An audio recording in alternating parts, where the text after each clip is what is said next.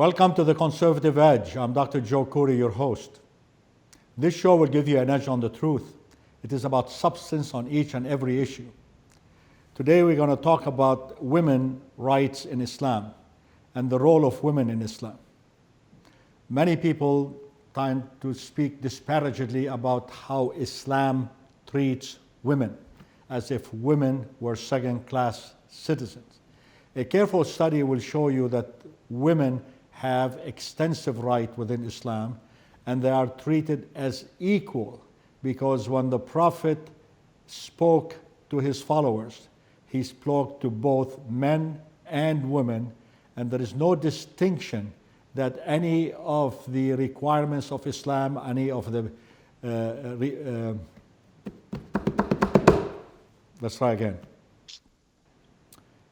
Shall I start with this is a Conservative Edge? Okay. Sorry, I messed up. All right, that's the beauty of taping. Okay, welcome to the Conservative Edge. I'm Dr. Joe Corey, your host. This show will give you an edge on the truth. It is about substance on each and every issue. Today's issue is women's rights in Islam. How does the Muslim religion deal with women?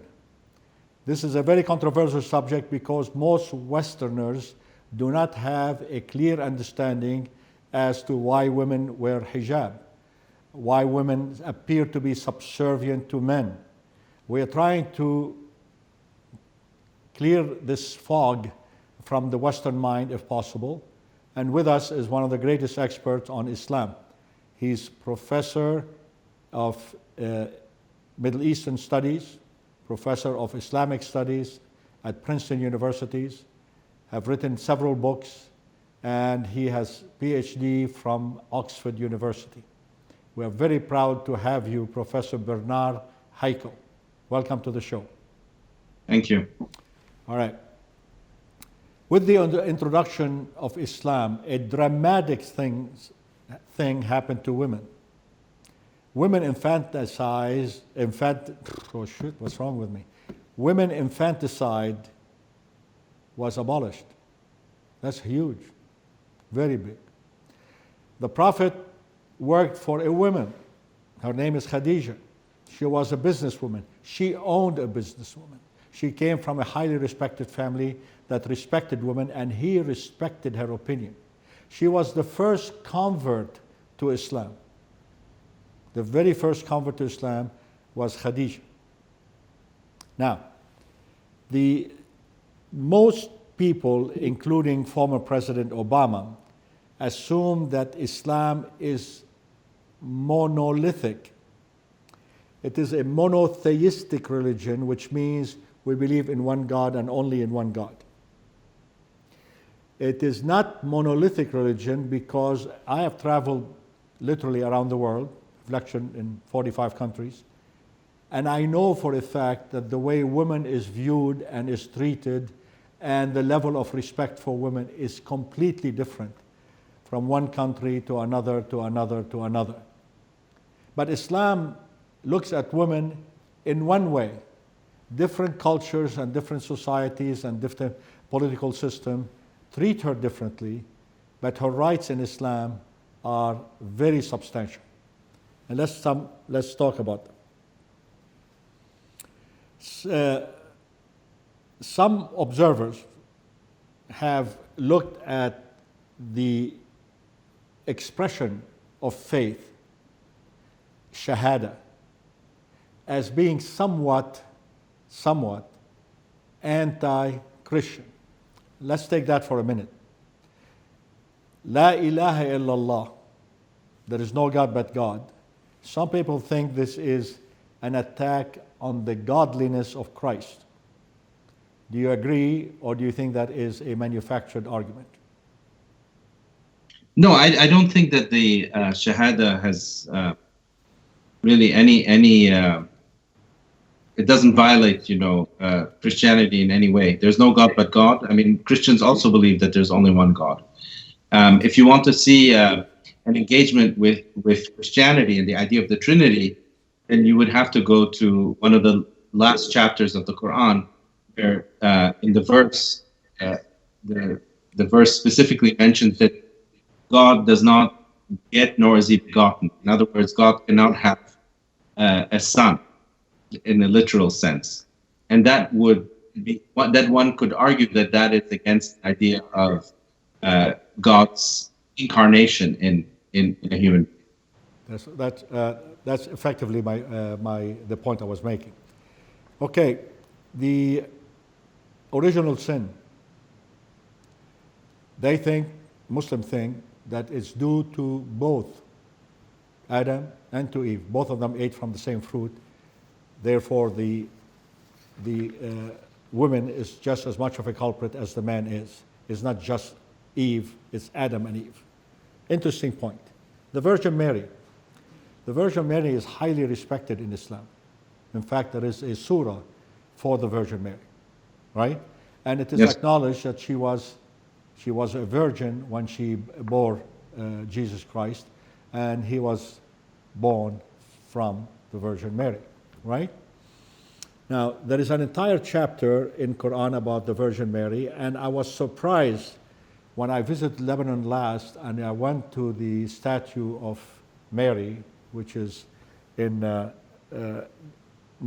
almost northern Lebanon. I saw many Muslims in there. Not only do they understand Mary as a woman, as the mother of Jesus, but they have a devotion for her. And one woman spent a lot of time explaining to me why she is there in that locale, okay, asking for mercy and acknowledging the value of Mary for Muslims. Now, marriage is probably the biggest issue of Islam. What happened to the woman when she's married? Does she have to marry anybody that her father or her brother or anybody suggests, or her family, extended family suggests? The answer, frankly, is no. She has full right to say, no, I don't want to marry this man, I want to marry that man. Is that correct? I think it depends on which school of law. There are several schools of law in Islam, so Muslims are not a homogeneous group, belong to different legal traditions. Some schools of law give greater rights, women's decision when it comes to marriage. Others give less rights than others. So it depends on which school of law you're in. But women maintain their identity in marriage. In other words, the woman never takes on the husband's last name. She maintains her own individuality. She also retains her property rights. She's entitled to her own property. She doesn't have to give her property to her husband. She has full legal personality. She's not subsumed under the husband. Okay. I agree with that. There is a point here that I think is very important to keep in mind, that many of her rights are subsumed unless they are placed in a prenuptial type agreement. When they write the dowry for the woman, right, everything can be stated in there to include whether she's allowed to divorce her husband. For example, she could choose who she wants to marry. If she didn't want to enter in a prenuptial agreement, she would say no. She signs the agreement that encompasses a wide array of issues. Let me mention some of the issues to you and see what you say. The size of the dowry, how much she will receive in the event of divorce, that is negotiated.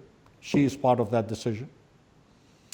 Her right to seek divorce, if she wants to divorce her husband. As you know, men in Islam, people have accepted that kind of version of that kind of interpretation. If a man says to his wife, you are divorced 3 times, therefore she's divorced. Is that true? So the man has a unilateral right to divorce or to revoke the marriage. He does have to say, I divorced you 3 times. There's a debate as to whether he can say it in one sitting or for a period of time. I see. He can change his mind even after he's said it once or twice. But she has the right in a prenuptial agreement to put one condition, that if I don't let this man, if I am mistreated, I can seek divorce. True or false? That's right. If the groom and his representative agree to that stipulation in the marriage contract, then yes, you can have that right. Okay. Custody of the children. She could negotiate that in a prenuptial agreement. If she's divorced, the kids are hers. So typically, a woman has a right to keep the children, a boy until the age of 7, a girl until the age of 9, before they revert back to the husband, because in fact the husband is charged with obligation and duty to teach the children their religious obligations and their religious responsibilities. That's the husband's, father's responsibility and duty, not the wife's. Typically, custody reverts back to the husband after a certain age. Understood. The right to continue her education, to seek work. That can all be stipulated, yes. Yes. And also the right to restrict her husband to just her. If in Islam you could marry four wives simultaneously, but she, in the prenuptial agreement, I understand that she could set conditions that I will be married to you only if you are married to me, but no one else during our marriage. Is that correct? Yeah, I mean, if he agrees to that contractual stipulation, then yes, I don't see a reason why not. Okay. Now, there is a tenet in Islam that is extremely important, and it says there is no compulsion in Islam.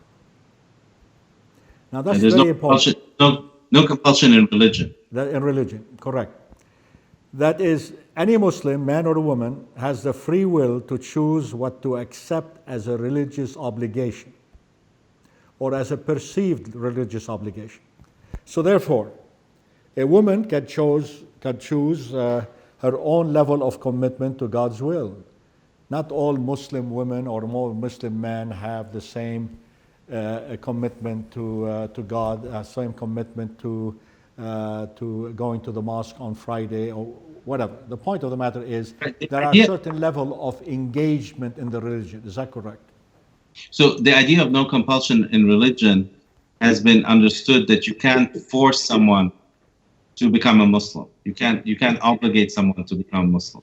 But so it's not about what you should or shouldn't follow or the extent to which you should follow God's will. Every Muslim should try his or her best to follow God's will, which involves,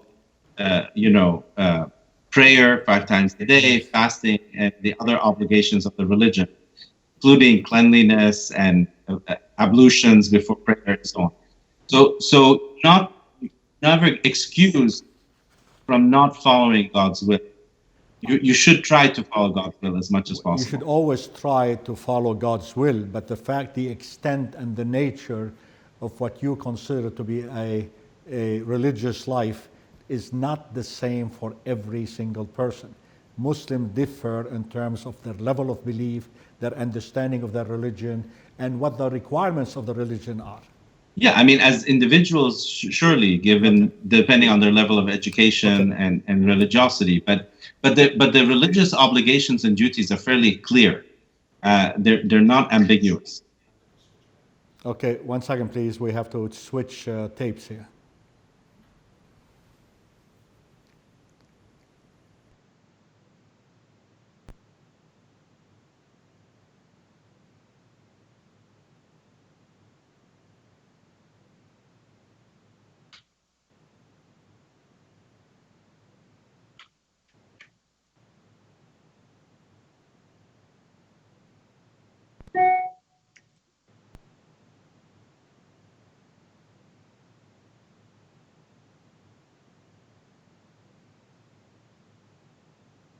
Interviewing Nigel Farage.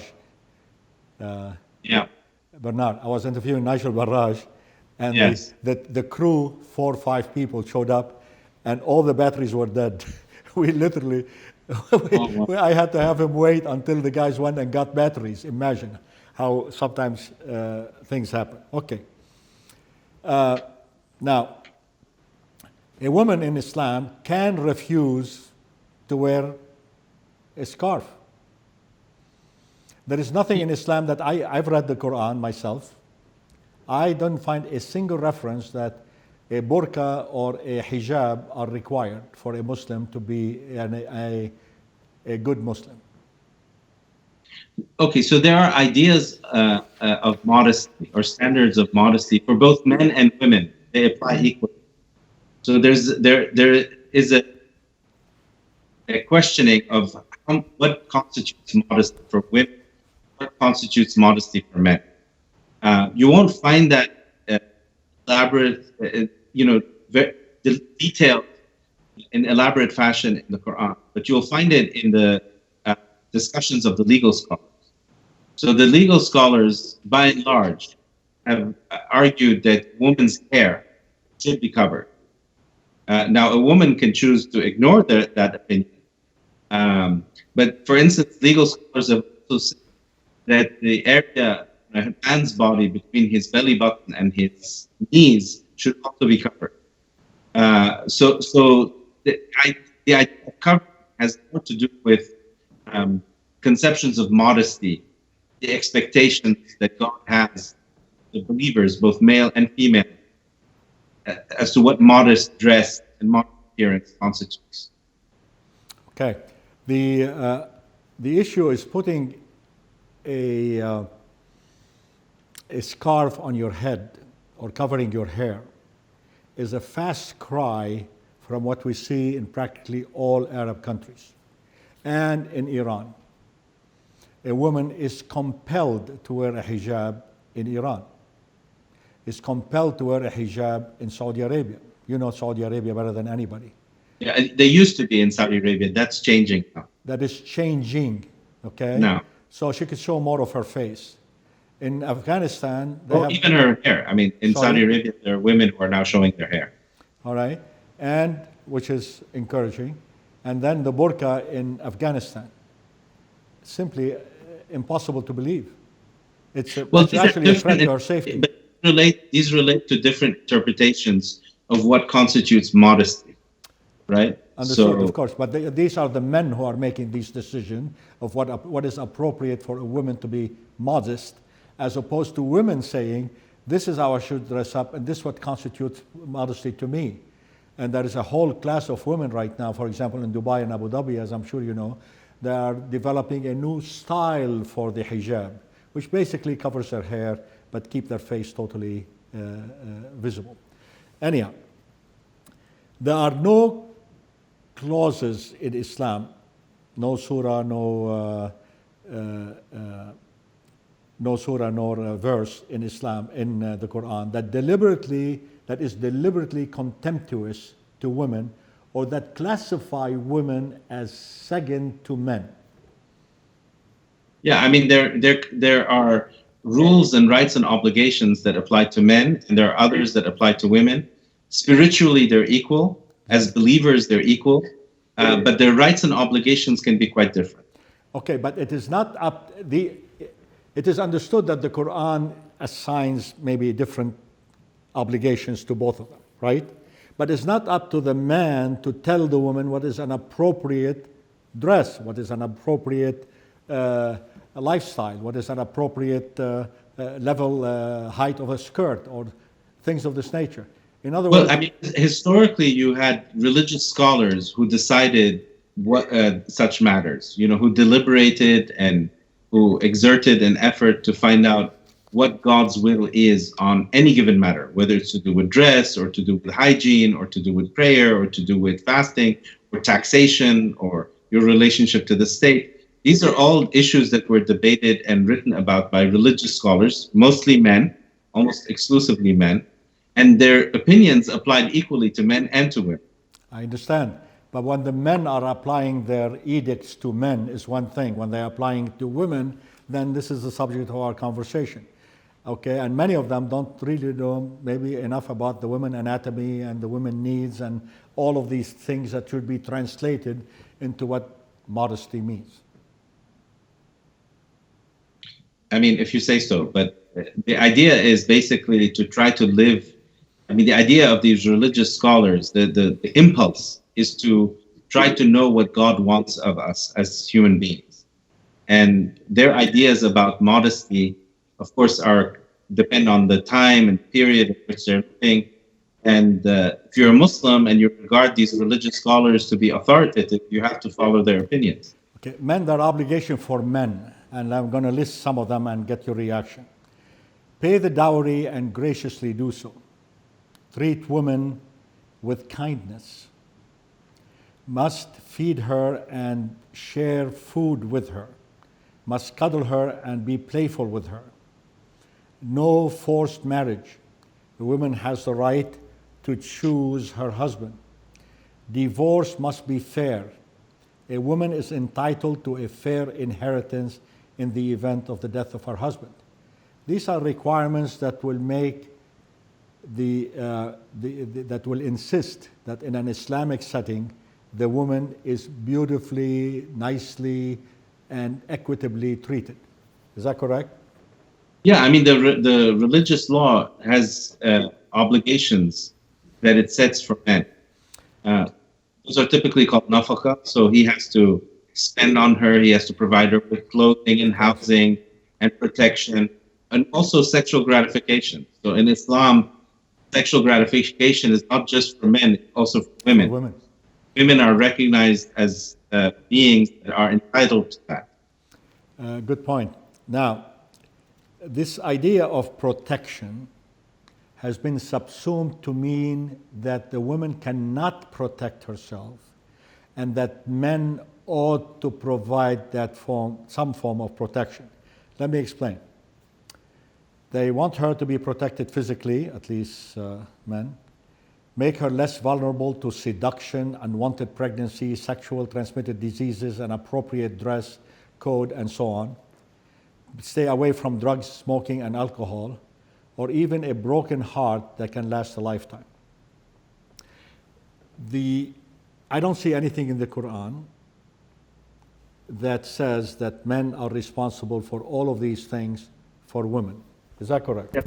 Again, I mean, I think that it's very important for you to understand and for your viewers to understand when we talk about Islamic law or the Sharia, it's not just the Quran that we're talking about.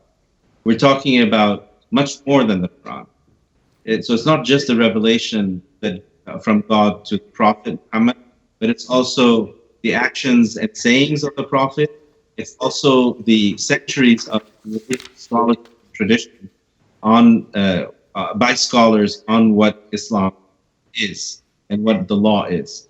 So, to reduce everything to the Quran is just to misunderstand the nature of the religious tradition and the legal tradition of Islam. I understand that the legal traditions are important. What I'm trying to say here is that even if it is only the legal tradition, it's not the Quran. These are developments by people who understand the Quran, allegedly, and the people who are acting in the light that the Quran was shedding on these subjects. In other words, they are not subsumed to be people in control of, for example, what man should do for a woman, because Quran told us specifically what is allowed, what is not allowed. And it is the so-called jurisdiction that have been acting on these issues that are under scrutiny right now. The fact that some mullahs or some religious leaders, Islamic religious leaders, sitting somewhere in Cairo, in Beirut, or whatever, or in Saudi Arabia, decide that X is appropriate, it doesn't mean that they are beyond reproach, beyond argument. That's true. You have other scholars who can debate them, who can disagree with them. And the tradition is constantly changing and reforming. Okay. Now, there are areas here that I want to consider with you. Inheritance. Now, it seems that according to the Quran now, not according to the promulgated laws, she's only entitled to half what a boy is entitled to. Is that correct? That's correct. All right. Witnessing. It takes two women to be as good a witness as one man. In other words, if you can't find a man, you need two women to be a witness about a crime or whatever. The dowry. Now, some people see the dowry, and I think incorrectly so, that this is a price a man has to pay for a woman to get her to marry him or to get her to feel comfortable in the marriage or whatever. And some people think that this is offensive to women. What do you think? Well, I mean, the marriage is a contract between a man and a woman, and the dowry, which is typically divided into forward payment and postponed payment, that is intended as an obligation by the groom to his wife to give her protection. And the money is there to protect her. For instance, should he die, that amount is the first amount that's given from his estate to her. It's all part of an idea that this is a gendered legal system. The legal system where men and women, as I said earlier, have different rights and obligations. And the men are responsible to look after women. So the dowry is part of that responsibility. Well, leadership of the house. Leadership of the house in Islam is for the man. And let me tell you, I know many a Muslim couple. There is no such thing in many of their houses. The woman is in charge, period. And some men assume that if they make decisions about the car, about the house, therefore they're making all the decision. Women are in charge of many a Muslim household that I know, and they are. I imagine many a Christian and Jewish household as well. Okay. Now, about continuing abuse for women. Continuing abuse for women. I want to mention a few. Many of them are very troubling, and I'd like you to comment on them. The genital mutilation of women. This is going on in many countries. It's going on in Africa, and it's sickening, absolutely sickening. If a woman is entitled, according to the Quran, to her own sexual pleasure just like the man is, how could you mutilate her genitals? How is that conceivable? Yet it's taking place. I understand even in Egypt, about 20% of the women have had their genitals circumcised. Yeah, so I think this is a very complicated subject. You won't find anything about in the Quran. And in Africa, it's both Christians and Muslims who do it, not all. And most Muslims don't practice female genital mutilation. And thank God for that. Yeah, so it's something that, is in the tradition, but it's generally not followed. But for instance, in Saudi Arabia and Syria and in parts of Egypt, Africa, Morocco, they don't do it. And you're right. The tradition and Islam recognizes the right of females to sexual pleasure, and that would constitute violation of that right. The second concern is no school for girls. This became a huge issue in Afghanistan. And with the Taliban. Yes, with Taliban. I mean, that's almost a barbaric form of governing when a woman cannot even go to school. And many schools actually were developed in secrecy. You have the students were really smuggled into a teacher's house so they could learn. I mean, I see no basis for that in Islam. I mean, Islam, in fact, throughout its history, has encouraged females to be educated. There are many scholars, transmitters of traditions, of prophetic traditions, women. So, and as you know from Lebanon and Syria, that's not an issue at all. Women in the workplace is another concern. As you know, there have been some kind of liberalization right now in Saudi Arabia to allow women to go to work. Yes. And work in all kinds of in all kinds of venues. The issue here is how could you develop in this day and age a great economy, a great society where half the population is idle or sitting at home? I mean, from the most fundamental economic principle, you should allow them to go to work. Now, there are some protections that could be afforded. For example, a friend of mine is a dean at a Saudi university. There are classes for women, there are classes for men, but women are educated in the same fashion as men. There's no question about that. And I think that's important. Women in traveling without permission. Now that's really incredible.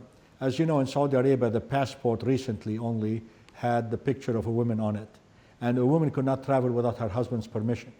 Now, these are not dictates of Islam. These are dictates of Muslim men who decided that this will be the best way to protect their women. Do you agree? Yeah, it has to do with notions of guardianship, of protection and guardianship. Yeah.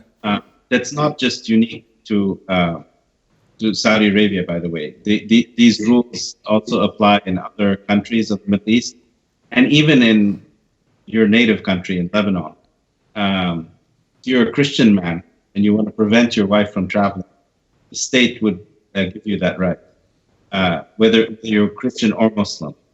So these have to do with notions of patriarchy, notions of male control, domination over women. And those are attitudes that cross the religious divide, especially in the Eastern Mediterranean. They're not specific to Muslims. You find them amongst Christians as well. I understand that, for example, in Italy, believe it or not, a woman cannot travel with her kids without her husband's permission. I understand that. But here is to restrict them from traveling, period. In other words, unless the husband is in the right mood and he's allowing his wife, say, in Saudi Arabia to go to London or for a shopping spree, it's so restrictive. A woman can on her own decide whether it is appropriate for her to go to London. Yeah, and as I said, those are patriarchal attitudes, and they're changing. Even in Saudi Arabia, I think the guardianship rule for travel has been removed. Okay, since you are an expert on Saudi Arabia, you're an expert on the entire Middle East, but particularly Saudi Arabia is in your research focus. Do you think what the Crown Prince is doing right now in terms of allowing women to drive, allowing women to go to work, allowing women to go to movies, do you think these are steps in the right direction? Absolutely. I don't think that he's allowing them because he's a feminist or because he believes in women's rights. I think he's doing it for precisely the reason that you mentioned earlier, which is that if you want to be a modern, dynamic, and powerful economy, you need to have women in the workforce. And so he's doing it for practical reasons. Well, I'm glad, and I hope he'll continue to do much more of that, because all of us are looking for a new renaissance in the Arab world. And there is no renaissance in the Arab world that could come without the will and the power of women. That's my conviction. And I say so not because I'm the father of 4 daughters. I say so because that's my conviction. Well, thank you so much, Dr. Haikal. We're competing with the with the Atwa'i. Anyhow, Dr. Haikal, thank you so much for being our guest today. I've learned a lot from you, and I'm sure our audience are going to be very grateful for all the comments you have made.